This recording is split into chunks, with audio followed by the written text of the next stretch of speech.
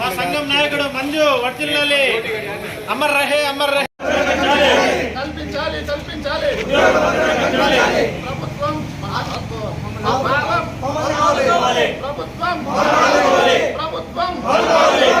కల్పించాలి కల్పించాలి.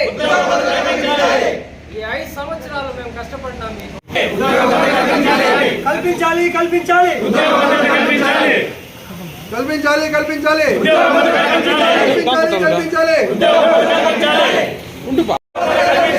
కల్పించాలి కల్పించాలి. Save my job, save my job, save my job, save my job, save my job, save my job, save my job, save my job, save my job, save my job. కల్పించాలి కల్పించాలి కల్పించాలి కల్పించాలి. Save my job, save my job, save my job, save my job. ఉద్యోగ భద్రత కల్పించాలి, ఉద్యోగ భద్రత కల్పించాలి, ఉద్యోగ భద్రత కల్పించాలి, ఉద్యోగ భద్రత కల్పించాలి. గౌరవ ముఖ్యమంత్రి చంద్రబాబు నాయుడు గారికి మేము మా వినతి తెలియజేయడం ఏమనగా, మేము ఈ గత 5 సంవత్సరాల నుంచి ఈ గవర్నమెంట్ వైన్ షాపుల్లో సేల్స్ మ్యాన్లు సూపర్వైజర్లుగా పనిచేస్తూ ఉన్నాం. ఏ రోజు కూడా మేము గవర్నమెంట్ ఆదాయానికి నష్టం కలిగించలా. కరోనా టైంలో కూడా మా సేల్స్ మ్యాన్లు మా కళ్ళ ముందర ప్రాణాలు పోతూ ఉంటే కూడా మేము మా జాబుని నిర్వర్తించినాం, మా కర్తవ్యాన్ని నిర్వర్తించినాం. గవర్నమెంట్ ఆదాయానికి ఎటువంటి నష్టం కలిగించలేదు. ఇంకా గవర్నమెంట్ ఆదాయానికి మేము లాభాలు చేకూర్చినాం. ఈ 5 సంవత్సరాలు కష్టపడి ఇప్పుడు మాకు ఉన్నట్టు ఫలంగా మా జాబులు తీయేసి మమ్మల్ని రోడ్డును పడేస్తే మాది 15,000 కుటుంబాలు ఉన్నారు రాష్ట్రం మొత్తం. ఈ 15,000 కుటుంబాలు రోడ్డున పడతాయి. నా పేరు అశోక్. నేను ప్రభుత్వ మద్యం శాఖ అయిన పలంనేరు సర్కిల్లో పనిచేస్తున్నాను. గత 5 సంవత్సరాల నుండి మా వాళ్ళు ప్రభుత్వ ఆదాయానికి ఎటువంటి డోకా లేకుండా అన్ని వేళలా ప్రభుత్వ ఆదాయం చేకూర్చారు ఆర్థిక శాఖకు. అలాంటప్పుడు 5 సంవత్సరాలు పనిచేస్తుంటే ఇంతమంది 15,000 ఉద్యోగాలు చేస్తుంటే 15,000 మందిని ఉన్న పొలంగా బయట పొమ్మంటే వాళ్ళ కుటుంబాల పరిస్థితి ఏంది, వాళ్ళ పిల్లల భవిష్యత్తు ఏంది, ఎన్ని కమిట్మెంట్స్ ఉంటాయి. ఇప్పుడు ఉన్న పొలంగా బయట పొమ్మంటే వేరే జాబ్కి అప్లై చేయాలంటే ఏజ్ లేదు. వేరే జాబ్ ఎవరైనా ఇస్తారంటే ఏజ్ అయిపోయింది బాగుంటారు, ఎక్స్పీరియన్స్ అడుగుతారు. దేంట్లో ఎక్స్పీరియన్స్? మద్యం షాపులో పనిచేసినామంటే ఎవరైనా మీరు జాబ్ ఇస్తారా? ఇలాంటప్పుడు 15,000 కుటుంబాలు మేము స్టాఫ్ అందరూ కలిసి ఇప్పుడు ధర్నా చేస్తున్నాం, స్వచ్ఛందంగా ధర్నా చేస్తున్నాం. దీని మీద గౌరవ ముఖ్యమంత్రి చంద్రబాబు నాయుడు గారు కానీ ఉప ముఖ్యమంత్రి పవన్ కళ్యాణ్ గారు ఏదన్నా మా మీద కొంచెం చొరవ చూపించి మాకు ఏదన్నా ఉద్యోగాలు కల్పించాలని కోరుకుంటున్నాం.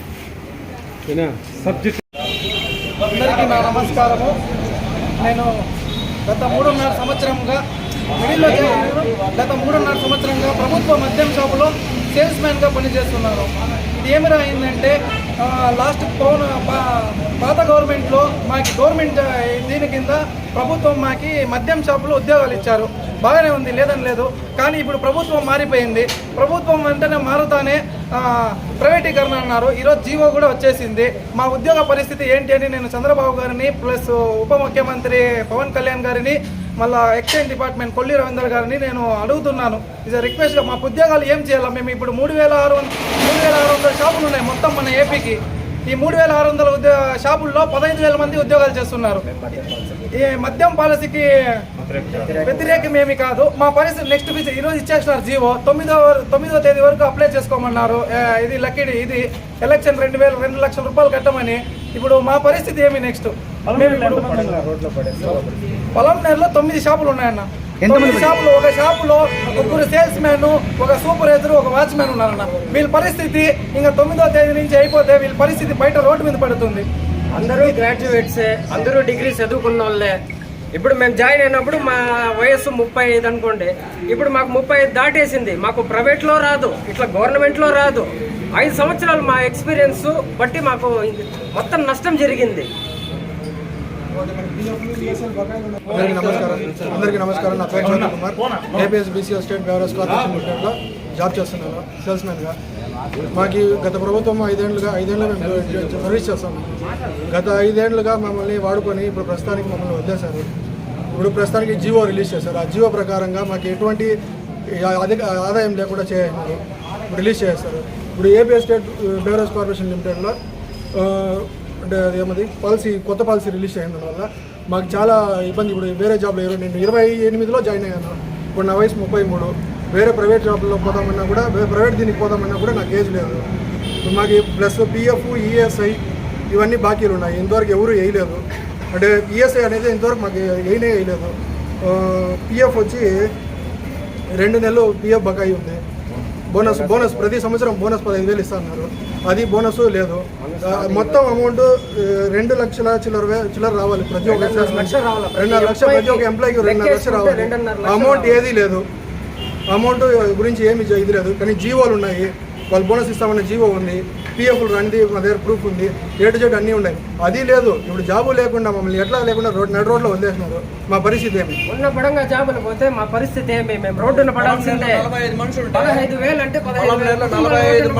45 మనిషి పనిచేస్తా ఉంటే 45 మంది కుటుంబాలు ఒక్కొరు 4 చెప్పేసుకుంటే ఎంతమంది అవుతారు? వాళ్ళ కుటుంబం ఎక్కడ వెళ్ళాలా? మేము కూలికి పోవాలా, కుటుంబం సాకాలంటే ఇప్పుడు ఎంత పరిస్థితి మీరు చూస్తూ ఉన్నారు. ఏమి ఎట్లా జరుగుతూ ఉంది పలమనేరులో ఏమింది. ఇప్పుడు సడన్గా మేము నిలిపేసి వేరే దాంట్లో పొమ్మంటే మమ్మల్ని మేము పోలేము, అట్లా వేరే పని చేయలేము, ఉండలేము. మేము ఎక్కడ వెళ్ళాలా? మేము ఏం చేయాలా చెప్పండి. మీరు మమ్మల్ని ఏం చేయమంటే అది చేస్తాం. మాకు న్యాయం కావాలా. మాకు న్యాయం ఒకటే కావాలా. మాకు ఇంకోటి ఇస్తాము, ఇంకోటి ఆడ చూసుకోండి, ఈడు చూసుకోండి. మాకు న్యాయం ఒకటి చేయండి.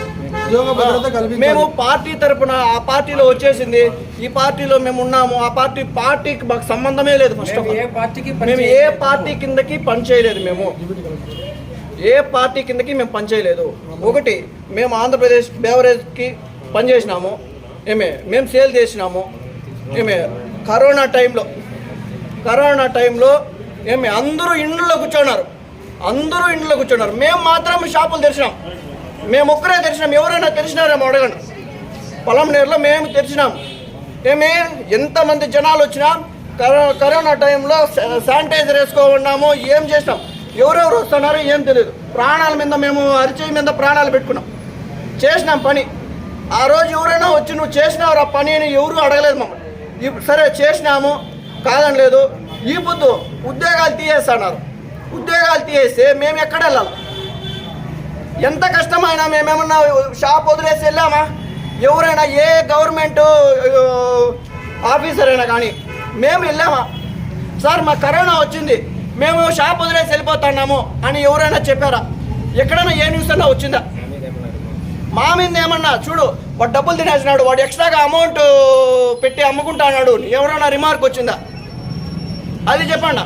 వాడు ఫ్రాడ్ వాళ్ళు ఫ్రాడ్ చేస్తున్నారు, వాళ్ళు వద్దు. ఆ గవర్నమెంట్ పెట్టింది ఆ పాలసీ ప్రకారము మేము చేస్తున్నాం. మీరు పాలసీ పెట్టండి.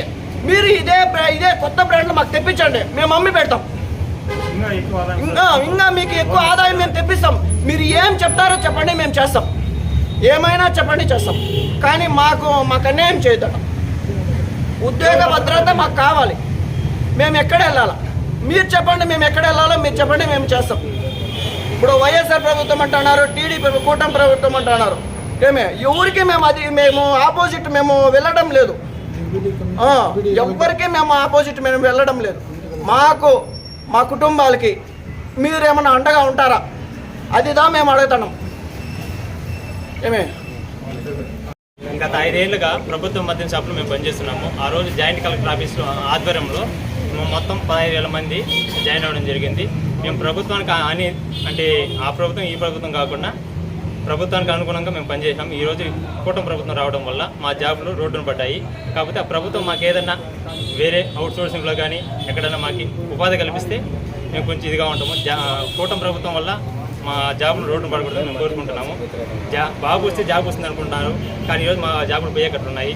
దాని గురించి అనుగుణంగా మాకు ఏదైనా ఉపాధి కల్పిస్తే మేము కృతజ్ఞతగా ఉంటాము.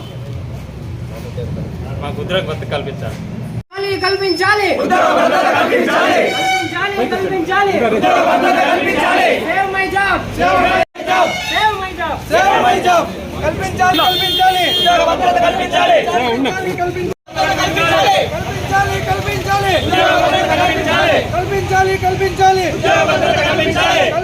కల్పించాలి ఉద్యోగ భద్రత కల్పించాలి. Save my job save my job. Save my job కల్పించాలి. ప్రభుత్వ మద్యం షాపులు కల్పించాలి. ఉద్యోగ భద్రత ఉద్యోగ భద్రత కల్పించాలి. ఉద్యోగ భద్రత కల్పించాలి. ఉద్యోగ భద్రత కల్పించాలి ఉద్యోగ భద్రత ఉద్యోగ భద్రత కల్పించాలి. కల్పించాలి ప్రభుత్వ వైన్ షాపుల్లో ఉద్యోగ భద్రత కల్పించాలి. కల్పించాలి. కల్పించాలి. ప్రభుత్వ వైన్ షాపుల్లో ఉద్యోగ భద్రత కల్పించాలి. కల్పించాలి